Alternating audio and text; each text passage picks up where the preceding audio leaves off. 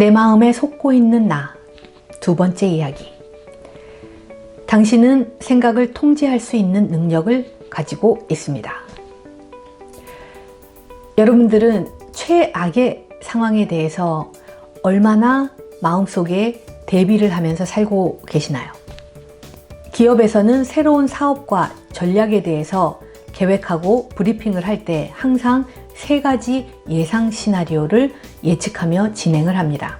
첫 번째는 이익이 많이 날 수 있는 최상의 시나리오이고, 두 번째의 경우는 겨우 손익분기만 달성할 경우의 시나리오이고, 세 번째는 그야말로 최악의 손실이 발생될 수 있는 시나리오입니다. 우리는 살아가면서 당연히 모든 것이 잘 되길 바라고 최선을 다합니다. 그러나 위기의 상황을 대비해서 예비비를 잘 비축해 놓은 국가나 기업은 예측하지 못한 어려운 상황이 닥쳤을 때 힘든 고비를 잘 넘길 수 있게 됩니다. 우리가 살아가면서 최악의 상황을 겪고 싶은 사람은 아무도 없죠. 그러나 최악의 상황이 닥칠 수 있다는 것을 어느 정도 예상하고 사는 사람은 막상 그 상황이 닥치면 처음에는 불안과 고통은 똑같이 느끼지만 그것을 분석하고 대체하는 방법이 다릅니다. 우리에게 가장 행복을 주는 두 가지 요소를 꼽으라면 가족과 돈이죠. 그러나 우리에게 가장 불행을 주는 것도 가족과 돈입니다. 예전에 TV에서 농촌 할머니 할아버지들을 초대해서 퀴즈 쇼를 했던 프로그램이 있었어요. 할머니가 맞춰야 하는 답이 천생연분이었는데 연예인이 이렇게 질문을 했어요. 할머니, 남편을 네 글자로 뭐라고 해요?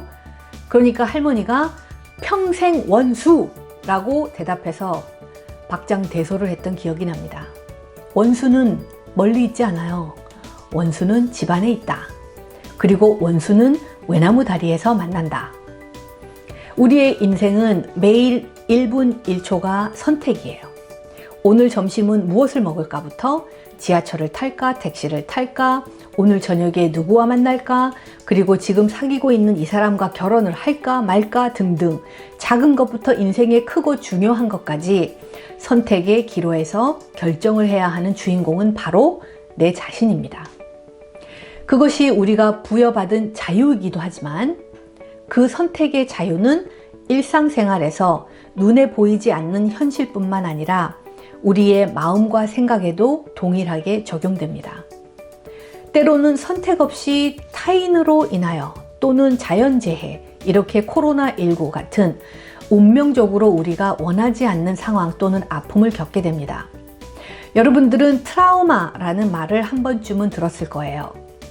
예전에 베트남 전쟁에 파병된 군인들이 많은 사람들의 죽음을 보고 경험했을 때 트라우마를 겪었고, 큰 사고를 통해서 사랑하는 가족을 하루아침에 잃게 되었을 때 우리는 트라우마라는 정신적 쇼크를 경험하게 됩니다. 주디스 허먼 교수는 하버드 의과대학 정신의학과 교수이며 캠브리지 병원의 폭력 피해자 프로그램의 교육 이사입니다. 허먼 교수는 트라우마 앤 리커버리라는 저서를 썼는데요. 그의 저서에서 트라우마를 이렇게 정의합니다. 정신건강 영역에서 외상 트라우마란 과도한 위험과 공포, 스트레스 상황에 대한 심각한 심리적 충격을 일컫는다. 외상이란 심각한 죽음이나 상해를 입을 위험을 실제로 겪었거나 그러한 위험에 직면했을 때 혹은 타인이 죽음이나 상해의 위험에 놓이는 사건을 목격하였을 때 이에 대하여 강렬한 두려움, 무력감, 공포를 경험한 경우를 의미한다. 심리적 외상은 무력한 이들의 고통이다. 외상 사건이 일어나는 순간 피해자는 압도적인 세력에 의해 무기력에 빠지고 만다. 그 세력이 자연에 의한 것일 때 우리는 재해라고 말한다. 그 세력이 다른 인간에 의한 것일 때 우리는 그것을 잔악행위라고 말한다. 외상 사건은 사람들에게 통제감, 연결감, 그리고 의미를 제공해주는 일상적인 보살핌의 체계를 압도한다. 우리는 어떤 일로 상처받았을 때나 공포와 두려움을 느꼈을 때 그 순간 사실과 감정이 짬뽕처럼 한 그릇에 다 섞여서 분리가 되지 않습니다. 즉, 일어난 사실과 내가 느끼는 감정은 전혀 다른 각도에서 볼 수 있는데 생각과 느낌에 대한 인지의 훈련을 받지 않은 사람들은 그 사건 자체로 인하여 상처를 받거나 두려움에 무너지고 맙니다. 그러나 실제로 그 사건이 상처와 두려움을 주는 것이 아니라 내가 상처를 받고 두려워하겠다고 자동적으로 선택을 하는 것입니다. 예상하지 못한 어떠한 불쾌한 사건이 발생되었을 때 내 마음에서 발생하는 감정을 선택할 수 있다는 것입니다. 그러나 그것을 자동으로 받아들이고 파악하고 결정하는 방식이 우리의 두뇌에서 이미 습관적으로 내포되어 있어요. 인지행동요법에서 이것을 인지라고 하는데, 우리는 그 사건으로 인해서 상처를 받는 것이 아니라 그 사건을 내가 어떻게 해석하고 인지하느냐에 따라서 상처를 받거나 우울해하거나 두려워지는 선택을 스스로 하는 것입니다. 인지하는 선택은 타인이 나에게 강요하는 것이 아니라 내가 스스로 마음에서 선택하는 거예요.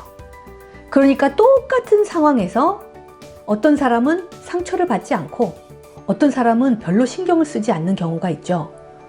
보통 사람들은 어떤 안 좋은 사건이 일어나면 자동적으로 안 좋은 감정을 느끼게 된다고 착각해요. 그러나 어떤 안 좋은 사건이 일어나도 내가 인지하는 방법, 즉 해석하고 받아들이는 방법을 순간적으로 바꾸면 안 좋은 방법을 빨리 차단할 수 있게 됩니다. 즉, 감정이라는 기차가 나를 태우고 그냥 내리막길을 달리도록 허용하는 것이 아니라 내 감정에 브레이크를 걸고 좋은 방향으로 갈 것인가 안 좋은 방향으로 갈 것인가 선택하는 시간을 잠시만 가져본다면 방향을 바꿀 수 있게 되는 거예요. 7초 동안 생각해도 좋고 5분 동안 생각해도 좋습니다. 이 인지의 공식을 여러분들이 살아가면서 잊지 않는다면 사람들과 관계에서나 예상하지 못한 불쾌한 상황이 발생되었을 때 내 마음과 감정을 컨트롤할 수 있는 능력을 가진 사람이 될 거예요. 보통 상처를 잘 받는 사람들은 마음이 연약하고 착해 빠졌고 순수한 사람들입니다. 그러나 공감 능력이 없고 어떤 물질에 중독된 사람들은 전두엽이 망가지기 때문에 타인에게 상처를 주고 무례하고 이기주의적인 행동을 하고도 그것을 전혀 모릅니다. 그리고 인간은 자신이 불리해지면 자기의 이익을 지키기 위해서 타인을 공격하는 타락한 속성이 누구나 다 잠재되어 있어요. 제가 예전에 직장 생활을 하면서 느낀 건데, 남에게 상처를 주고 무례하게 행동하는 사람들은 어느 조직에나 있어요. 저 인간만 없으면 나의 회사 생활이 정말 행복할 텐데 하는 경험들이 있으시죠? 우리가 살아가면서 일 때문에 힘든 것이 아니라 사람 때문에 힘든 거예요. 가족은 가족대로 내 맘대로 되지 않고 소속된 조직에서는 직장 상사나 동료들 때문에 많이 힘들어하고 있어요. 예를 들어서 90년대에 제가 직장 생활을 처음 시작했을 때 부장님이 결제 서류 내용이 마음에 들지 않으면 직원에게 던지는 것은 그냥 보편적인 일이었어요.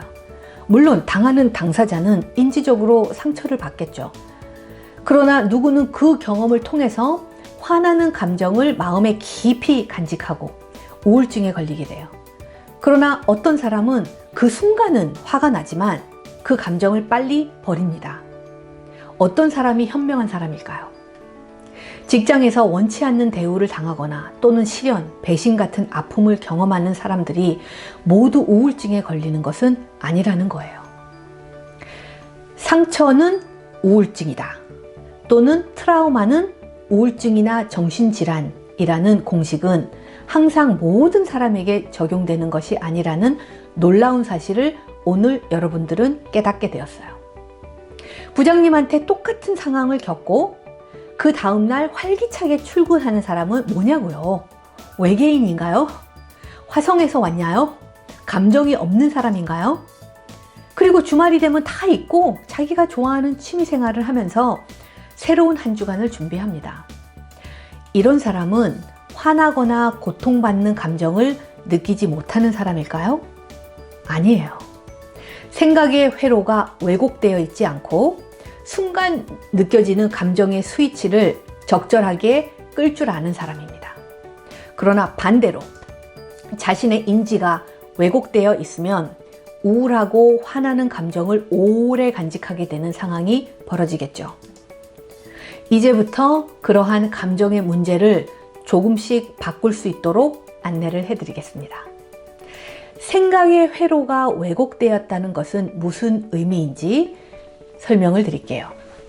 일본에서 임상심리학과 인지행동치료법의 교수인 나카시마 미스주로의 저서 불안하다고 불안해하면 더 불안해지니까 에서 이렇게 말합니다. 사건을 받아들이는 방식이 감정에 영향을 끼친다는 것을 처음으로 이론화하고 이를 우울증 치료법으로 개발한 사람은 미국 펜실베니아 대학교 정신의학자 아론 백이다. 그는 많은 우울증 환자를 진찰하다가 어떤 공통점을 발견했다. 이들이 모든 일을 상당히 비관적으로 받아들인다는 점이었다. 그리고 연구를 계속해 인지를 수정함으로써 우울증이 개선된다는 것을 확신하게 되었다. 아론 백의 우울 인지 모델은 이렇게 설명할 수 있는데요. 여러분들이 자동적 사고, 예를 들어서 나는 뭘 해도 안 돼 라고 생각을 하면 우울 증상이 시작이 되고 이게 무기력입니다. 그러면 스트레스가 가해지고 예를 들어서 상사의 질책, 이것은 또 추론의 오류가 발생이 됩니다. 그 지나치게 일반화를 하는 거죠. 그러면 잘못된 신념이 계속 만들어지는 거예요. 나는 능력이 없어 라고 스스로 생각하게 되는 것입니다. 이렇게 왜곡된 인지와 신념은 여러분들의 사고방식 패턴을 부정적으로 만들게 됩니다. 항상 스스로 우울하게 생각하고 있는 사람들은 조금만 안 좋은 경험을 하게 되면 이렇게 똑같이 잘못된 인지 패턴의 감정을 반복 선택하면서 살아가는 거예요.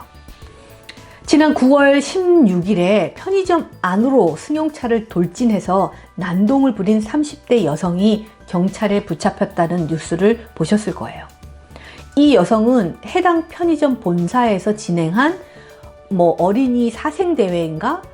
거기에 자신의 자녀가 제출한 그림을 편의점 점주 B씨가 고의로 본사에 보내지 않았다고 믿고 열 받아서 차로 돌진한 거예요. 앞으로 이런 사람들이 많을 겁니다. 어느 사람이 저의 유튜브 영상에 싫어요 라고 하면서 안 좋은 댓글을 쓴다면 제가 바로 화를 내야 되나요? 모든 사람이 다 나를 좋아해야 하나요? 그렇지 않아요. 그런데 왜곡된 인지를 가지고 있는 사람들은 특정한 하나의 사건을 가지고 사람들은 나를 좋아하지 않아. 저 사람이 고의로 그랬어. 라고 모든 상황을 자기가 믿고 싶은 대로 생각하고 결론까지 내버리는 거예요.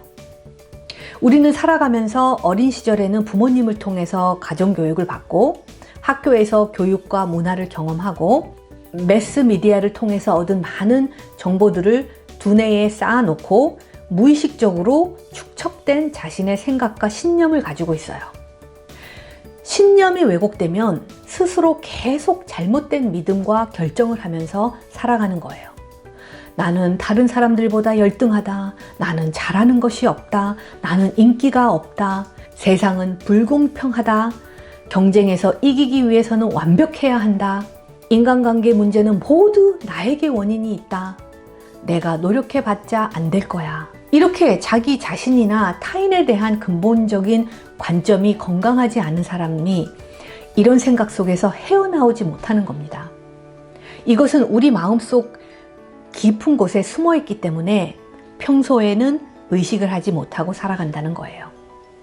그러나 신념이란 나의 의지로 바꿀 수 있어요. 즉, 나는 다른 사람보다 잘할 수 있는 것이 많아. 나는 우리 가족에게 사랑스럽고 소중한 존재야. 나는 완벽하지 않아. 그래서 실수할 때도 있어. 그러나 계속 노력할 거야. 조금씩 준비하면 반드시 언젠가는 좋은 결과를 얻을 거야. 이렇게 긍정적인 신념을 가지도록 생각의 습관을 지금부터 바꿔야 합니다. 내 마음속에 어떤 쓰레기 같은 신념이 굳게 자리 잡고 있는지 적으면서 내 자신과 대화를 해보세요. 그리고 부정적인 신념을 하나씩 긍정적인 신념으로 바꾸면서 매일 읽으면서 새로운 신념으로 대체해야 합니다. 나쁜 신념을 가지고 있으면 소가 먹을 것을 계속 되새김질 하듯이 안 좋은 상황과 안 좋은 감정을 스스로 생각 속에서 계속 반복하면서 되새김질 하면서 불안과 분노에 사로잡히게 돼요. 악마가 정확하게 원하는 겁니다. 여러분들의 마음과 생각을 조종할 수 있도록 다른 사람이 나를 조종하는 것이 아니라 내가 스스로 나의 왜곡된 감정에 조종당하는 바보 같은 짓을 계속 선택하고 있는 거예요. 그러면 우리 몸은 어떻게 될까요? 스트레스 호르몬인 코르티솔이 왕창 분비되면서 나의 몸 전체가 힘들어지고 망가집니다. 왜곡된 신념과 인지만 바꿔도 엔돌핀이 나옵니다. 그리고 잘못된 추론을 하려고 하는 내 자신을 파악하면 지금 이 상황을 나쁜 감정으로 반응하며 표출할 것인가, 아니면 인지를 바꿈으로써 나의 감정을 개선시킬 것인가, 그것은 스스로 노력해서 바꿀 수 있는 선택입니다. 신념과 인지의 습관을 바꾸면 여러분들은 생각을 통제할 수 있는 능력을 가지게 될 거예요. 이제 21세기에 우리 자녀들은 디지털 가상현실 문화에서 살아가야 하며 100% 중독과 정신질환에 노출되어 있습니다. 핵전쟁은 일어나지 않을 거예요. 그러나 가장 고통스러운 전쟁은 마음과 생각 속에서 일어나는 전쟁이고, 앞으로 사람들은 우울증과 정신질환으로 더욱 고통을 받는 시대가 이미 오고 있어요. 부모들이 올바른 지식을 알고 깨어 있어야 자녀들을 올바르게 가르치고 지킬 수 있습니다. 성공하고 돈을 버는 것보다 더 중요한 것이 왜곡된 신념을 바꿔주고 인지의 습관을 꾸준히 코칭해 주는 것입니다.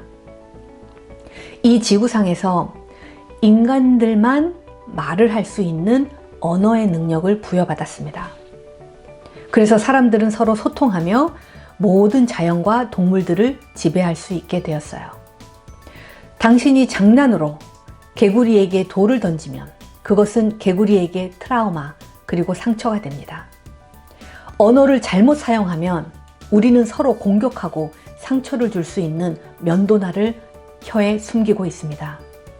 나도 모르게 언어 폭력이라는 면도날로 상대방을 긋게 되면 그 사람의 마음은 상처가 나서 피를 흘리게 됩니다.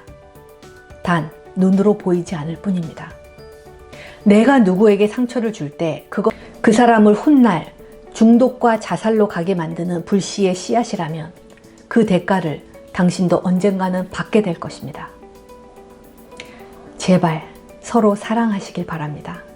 그리고 용서하시길 바랍니다. 당신이 먼저 그 사람을 안아주고 미안하다는 말 한마디만 하면 상처는 쉽게 치유될 수 있습니다.